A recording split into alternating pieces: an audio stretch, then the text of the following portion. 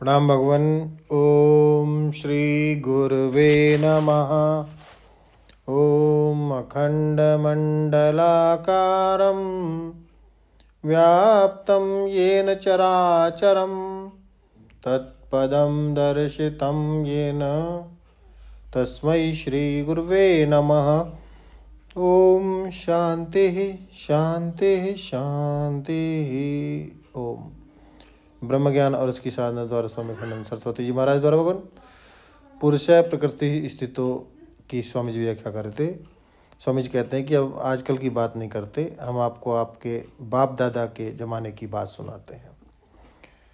गांव में इस बात की निंदा होती थी उस समय की अमुक की बहू अमुक की बेटी जब देखो तब दरवाजे पर लगी रहती है, जब देखो तब खिड़की में बैठी रहती है। हमारे पुराने ज़माने में खिड़की में बैठना या दरवाजे में लगे रहना वैश्या का लक्षण मानते थे, लेकिन फिर भी कब तक बैठोगे? यह आँख खिड़की है, यह मुंह दरवाज़ा है, यह मन भी खिड़की है, यह बुद्धि भी खिड़की है, कब तक इसमें लगोगे? यह प्रकृतिस्थ होना है, एक स्वस्थ होता है और एक प्रकृतिस्थ होता है। दोनों में फ़र्क होता है। अपने काम में लगे हैं तो किसी का क्या पता लगे, लेकिन कुछ लोग दिन भर सड़क ही नापते रहते हैं, मोटर गिनते रहते हैं। हमारे एक मित्र हैं तो वे छज्जे पर खड़े हो जाते हैं और घड़ी ले लेते थे हाथ में और देखते हैं 1 मिनट में कितनी मोटर गुजरी। आप जो भले मानुष हैं ऐसा नहीं करते होंगे, लेकिन यह शरीर का जो छज्जा है ना, यह खिड़की है, आँख की खिड़की, नाक की खिड़की, यह जीभ पर तरह तरह के स्वाद डालना, यह खिड़की पर ही रहना है। यह कान में तरह तरह की आवाज़ डालना, यह खिड़की पर ही रहना है। तो पुरुष प्रकृतिस्थो ही। जब आकर दूसरे के घर में बैठ गए, प्रकृति के घर में बैठ गए, तब प्रकृति जन्य जो गुण हैं उनको भोगना पड़ेगा। सन्यासी होने के पहले मैं कल्याण परिवार में रहता था। प्रेस विभाग के साथ हमारा कोई संबंध नहीं था, क्योंकि हम साल भर में 2-3 दिन मुश्किल में प्रेस में कोई काम होवे तो जाते थे। तो एक बार उड़िया बाबा जी महाराज के पास कर्णवास गया। सब कुशल मंगल हुआ तो बाबा ने एक बात सुनाई। वृंदावन का आश्रम बन तो गया था, पर बाबा कर्णवास में थे उस समय। बोले, देखो एक था महात्मा, बड़ा विरक्त था, लंगोटी मात्र पहनता था और भिक्षा मांगकर खा लेता और मस्त जंगल में पड़ा रहता। एक दिन उसको आई मौज और शहर में निकला और बोला, कहीं कब्र है? कब्र? तो कोई उसकी बात समझे नहीं। बोले, पागल है, कब्र कब्र बोलता है। एक गृहस्थ बड़ा ज्ञानी था, अनासक्त था, वह गया, हाथ जोड़ा और बोला, कहीं मुर्दा है? मुर्दा? तो महात्मा ने अपनी तरफ हाथ करके दिखा दिया कि यह मुर्दा है। तो उसने अपने घर की तरफ दिखाया कि यह कब्र है महाराज। अब महात्मा जी उसके घर में घुस गए। जब जाकर चुप मौन एक कमरा उनके लिए निश्चित हो गया, किवाड़ी बंद कर रहती, समय पर भोजन दे देते, वे अपनी मस्ती में पड़े रहते। इस तरह 12 बरस वे महात्मा उसके घर में रहे।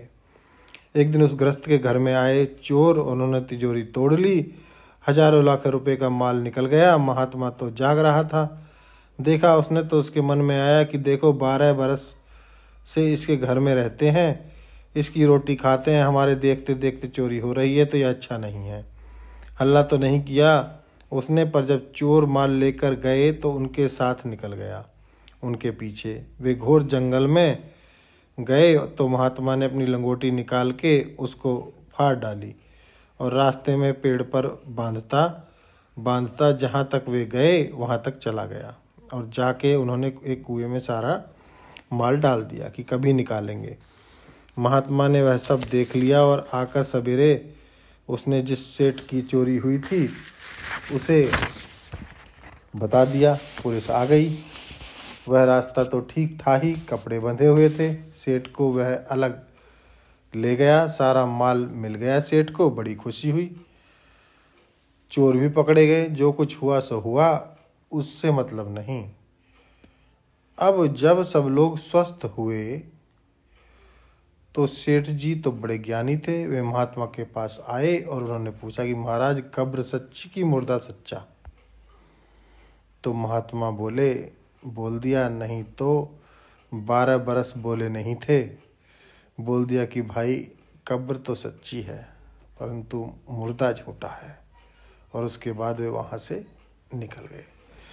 तो विरक्त पुरुष भी जब किसी के घर में रहने लगता है, किसी का खाने लगता है, तो उसके प्रति थोड़ा झुकाव हो ही जाता है। यह जो पुरुष है ना, यह प्रकृति के घर में रह रहा है। इसके रहते रहते अपना वह जो असंग स्वरूप है, विरक्त स्वरूप था, उसे भूल गया है। प्रकृति और शरीर चाहे मरे चाहे जरे और चाहे रहे ना रहे, इसमें जो पुरुष की असंगता थी उसको भूल गया है। कब्र तो सच्ची है पर मुर्दा झूठा हो गया है। पुरुष है प्रकृतिस्थ अस्थो ही भुनक्ते प्रकृति जनान गुणान। और इसका फल यह हुआ कि चोर के पीछे चलना पड़ा, पुलिस के साथ भी जाना पड़ा। कारणम गुण संगोस्य सद असत यो निजन्मसु। इसकी व्याख्या लेंगे भगवान अगले सत्संग में। स्वामी जी कहते हैं कि इसी के चक्कर में पड़कर भली बुरी जगह जाना पड़ता है। तो हमने बाबा की इस बात को ऐसे समझा कि अब यह कहते हैं कि छोड़ो, गीता पर है, संन्यास ले लो। लेकिन वह अपना ख्याल था, उनका क्या अभिप्राय था वह तो वही जाने। अब प्रकृति अध्यस्ता पुरुष अधिष्ठाना की व्याख्या लेंगे भगवान अगले सत्संग में। ओम शांति ही शांति ही शांति। प्रणाम भगवान।